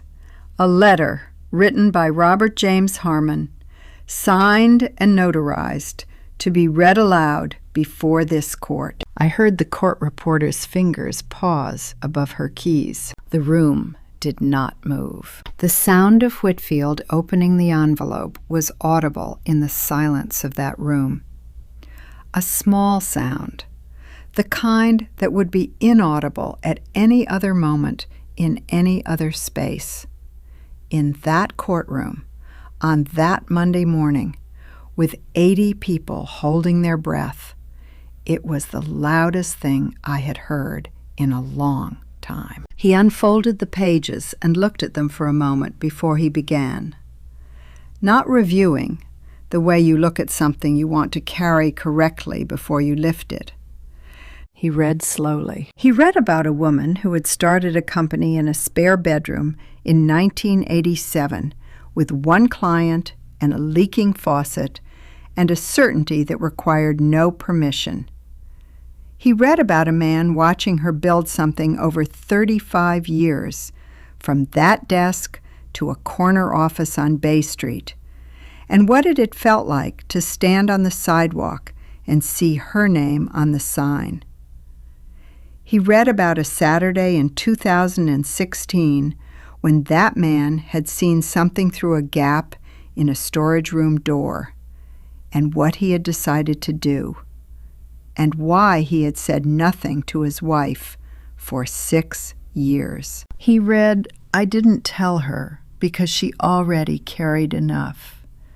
She carried the business, the clients, the trips, the worry about whether we had enough and whether Daniel was all right, and whether the foundation was solid enough to build on.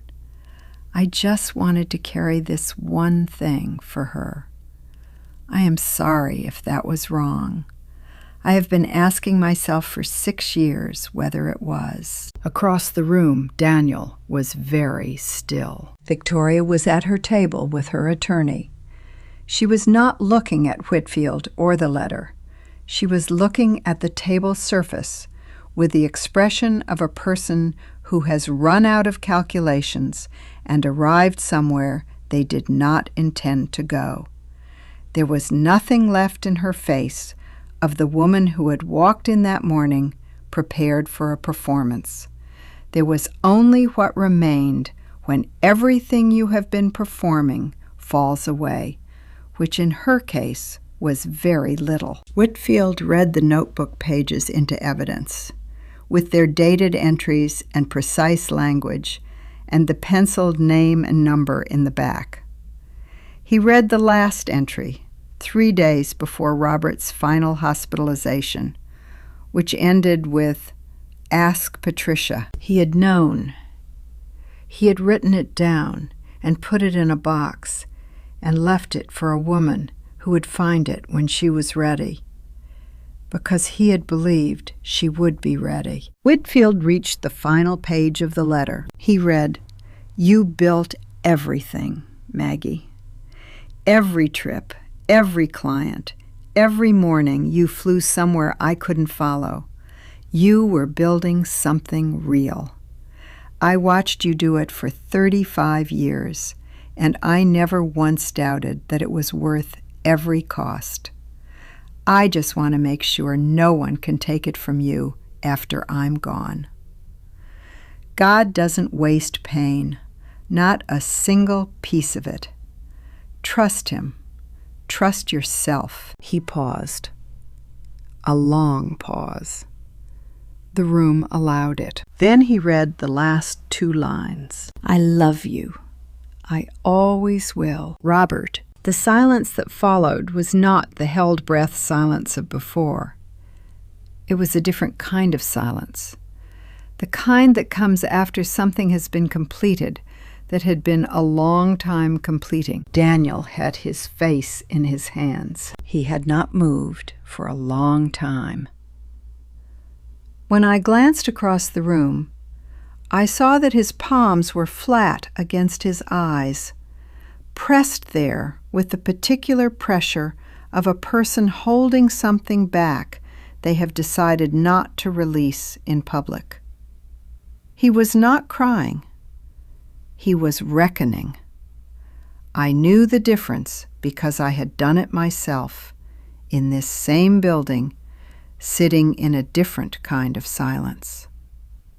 He had put that recording device in their home office, and he had listened to what it collected, and he had driven to Charleston alone on a Sunday morning. He was not owed my forgiveness, but he was my son. And watching him reckon with what that meant was one of the harder things I have done. The judge allowed a recess of 10 minutes. When court resumed, the proceedings were brief. The forensic analysis of the forged signatures, the notary records, the timeline of the property claim, the correspondence with the Atlanta Acquisition Group.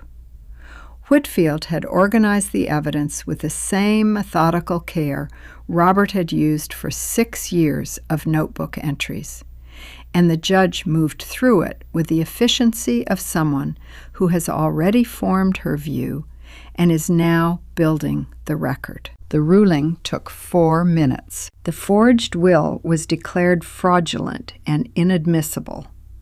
The property claims derived from it were voided.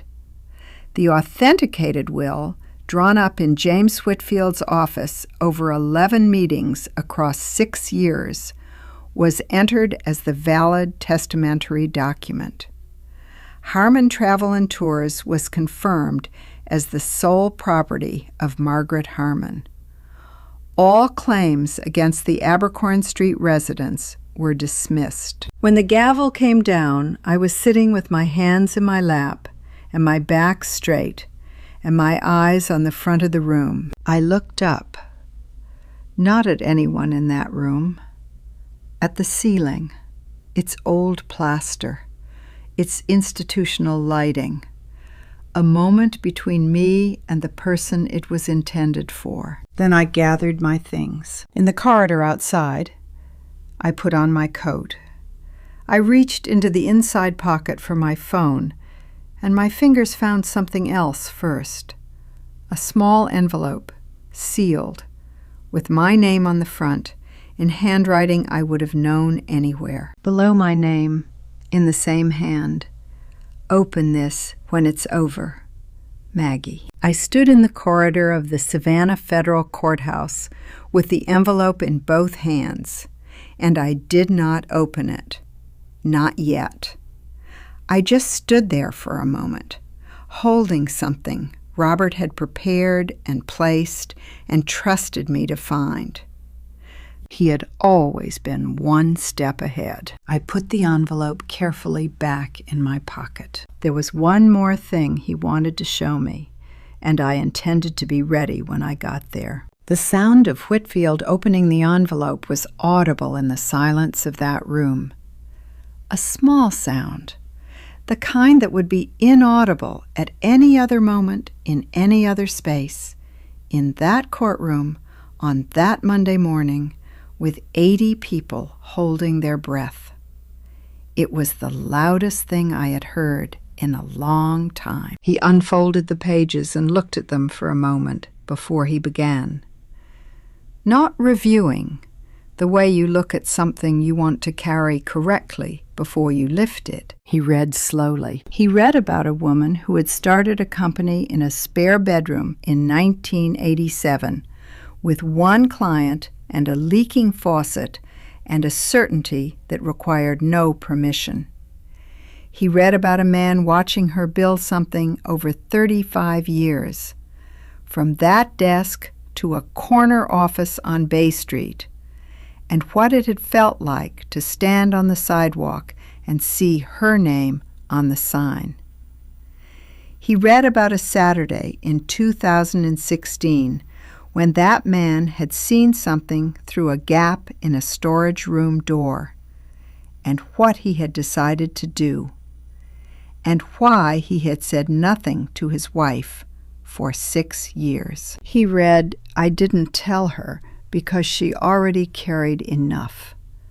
She carried the business, the clients, the trips, the worry about whether we had enough and whether Daniel was all right and whether the foundation was solid enough to build on. I just wanted to carry this one thing for her. I am sorry if that was wrong. I have been asking myself for 6 years whether it was. Across the room, Daniel was very still. Victoria was at her table with her attorney. She was not looking at Whitfield or the letter. She was looking at the table surface with the expression of a person who has run out of calculations and arrived somewhere they did not intend to go. There was nothing left in her face of the woman who had walked in that morning prepared for a performance. There was only what remained when everything you have been performing falls away, which in her case was very little. Whitfield read the notebook pages into evidence, with their dated entries and precise language and the penciled name and number in the back. He read the last entry 3 days before Robert's final hospitalization, which ended with, "Ask Patricia." He had known. He had written it down and put it in a box and left it for a woman who would find it when she was ready, because he had believed she would be ready. Whitfield reached the final page of the letter. He read, "You built everything, Maggie. Every trip, every client. Every morning you flew somewhere I couldn't follow. You were building something real. I watched you do it for 35 years, and I never once doubted that it was worth every cost. I just want to make sure no one can take it from you after I'm gone. God doesn't waste pain, not a single piece of it. Trust him. Trust yourself." He paused. A long pause. The room allowed it. Then he read the last 2 lines. "I love you. I always will." Robert, the silence that followed was not the held-breath silence of before. It was a different kind of silence, the kind that comes after something has been completed that had been a long time completing. Daniel had his face in his hands. He had not moved for a long time. When I glanced across the room, I saw that his palms were flat against his eyes, pressed there with the particular pressure of a person holding something back they have decided not to release in public. He was not crying. He was reckoning. I knew the difference because I had done it myself in this same building, sitting in a different kind of silence. He had put that recording device in their home office, and he had listened to what it collected, and he had driven to Charleston alone on a Sunday morning. He was not owed my forgiveness, but he was my son. And watching him reckon with what that meant was one of the harder things I have done. The judge allowed a recess of 10 minutes. When court resumed, the proceedings were brief. The forensic analysis of the forged signatures, the notary records, the timeline of the property claim, the correspondence with the Atlanta Acquisition Group.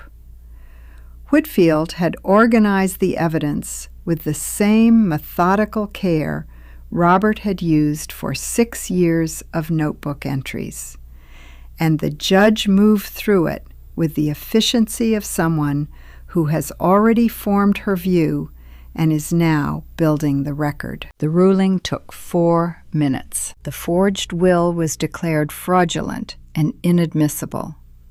The property claims derived from it were voided.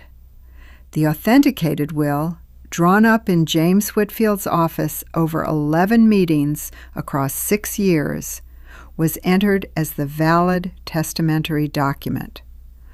Harmon Travel and Tours was confirmed as the sole property of Margaret Harmon. All claims against the Abercorn Street residents were dismissed. When the gavel came down, I was sitting with my hands in my lap and my back straight and my eyes on the front of the room. I looked up, not at anyone in that room, at the ceiling, its old plaster, its institutional lighting, a moment between me and the person it was intended for. Then I gathered my things in the corridor outside. I put on my coat. I reached into the inside pocket for my phone, and my fingers found something else first. A small envelope, sealed, with my name on the front, in handwriting I would have known anywhere. Below my name, in the same hand, "Open this when it's over. Maggie." I stood in the corridor of the Savannah Federal Courthouse with the envelope in both hands, and I did not open it. Not yet. I just stood there for a moment, holding something Robert had prepared and placed and trusted me to find. He had always been one step ahead. I put the envelope carefully back in my pocket. There was one more thing he wanted to show me, and I intended to be ready when I got there. 2 weeks after the hearing, my assistant director brought a folder to my desk on Bay Street and set it down with the careful expression of someone delivering something they are not certain how to characterize. Those 2 weeks had been occupied with legal formalities, most of which Whitfield handled. Victoria did not appeal, Daniel did not call, and I did not call him. The house on Abercorn Street was mine. The company was mine. What came next between my son and me was a question for a different season. He said a booking had come to his attention while reconciling the client database, a reservation that had been placed the previous spring and had not been reviewed since. The client name was R. Harmon. The destination was the Amalfi Coast, a small hotel on a cliff above the Tyrrhenian Sea, specifically requested, with a balcony facing south. The dates corresponded to our wedding anniversary. He asked if I wanted him to cancel it. I looked at the booking confirmation for a long moment. The date it had been placed was 6 months before Robert's diagnosis was upgraded to the stage that changed everything.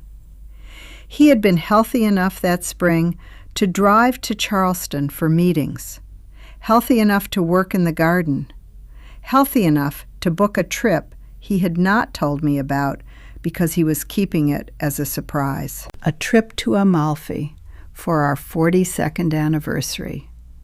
A balcony facing south. I told my assistant director to keep the reservation. I said I would go. I arrived in Positano on a Tuesday morning in April, the year after we buried him. The drive from Naples along the coastal road is not for the uncertain of heart. The cliffs drop to the water, and the sea below is a color that takes some believing.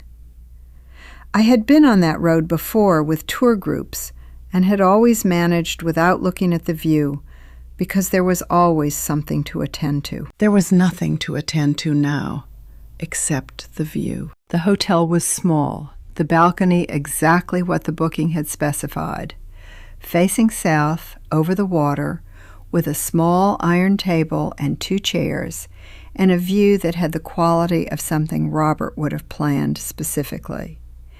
He had always had a precise understanding of what I needed and had rarely pointed it out. I made coffee from the small machine in the room and brought it outside. 1 cup. I had been making 1 cup for months now, out of accuracy rather than grief. 1 cup was the correct number for the person currently sitting at this table. I sat with the coffee and the sea and the morning, and I took the envelope out of the inside pocket of my jacket. It had been there since the corridor of the federal courthouse.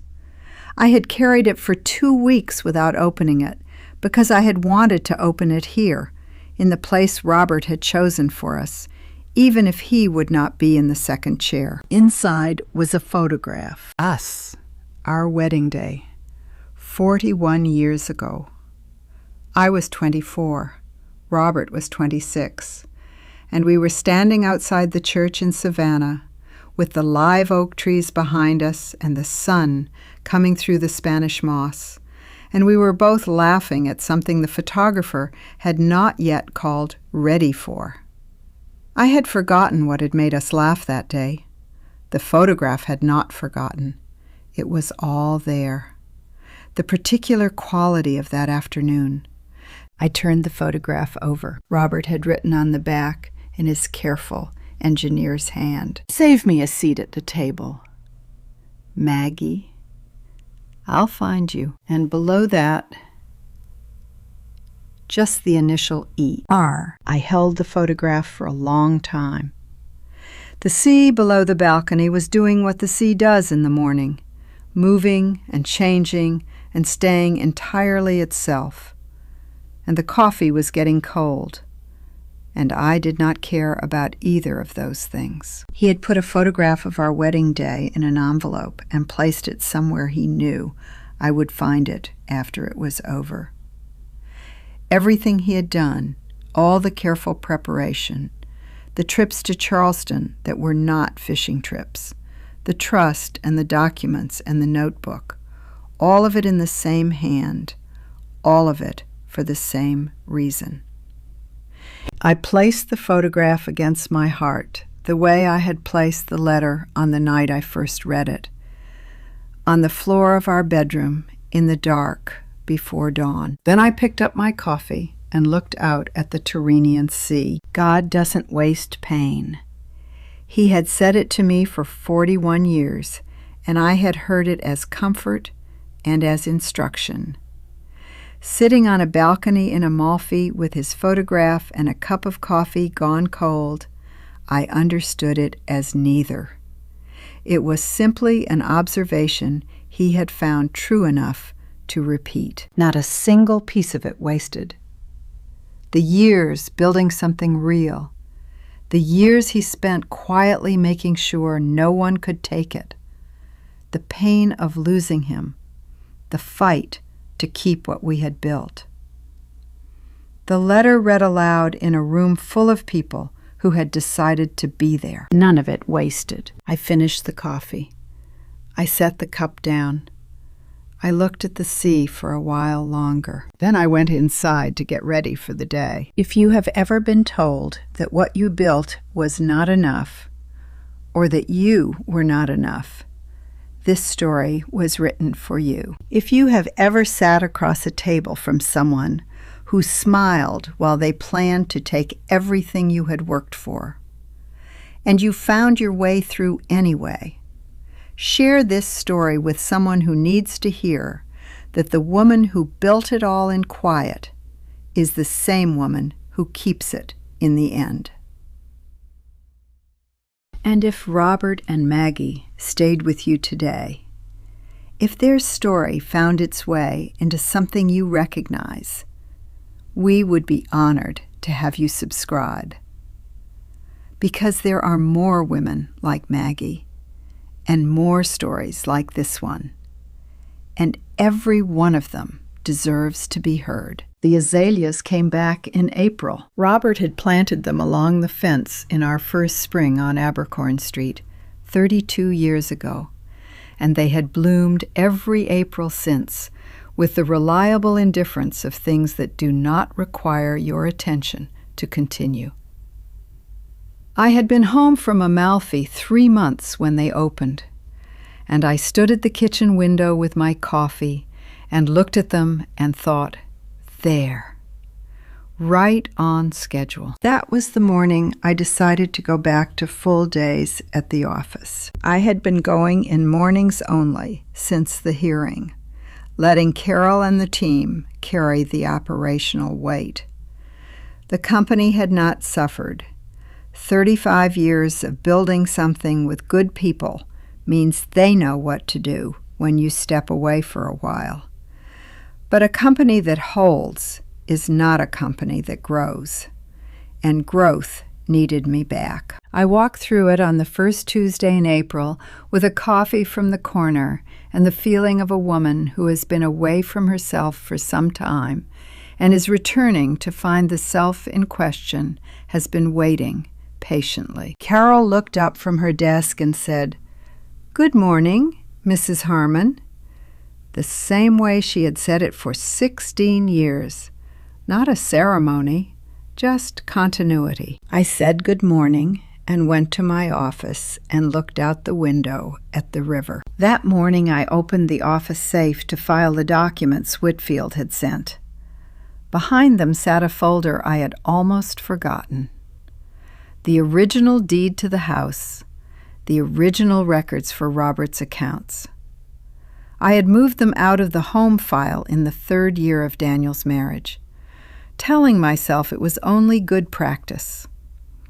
I had never let myself say the rest. When Victoria photographed the deed in our storage room, she had photographed a copy.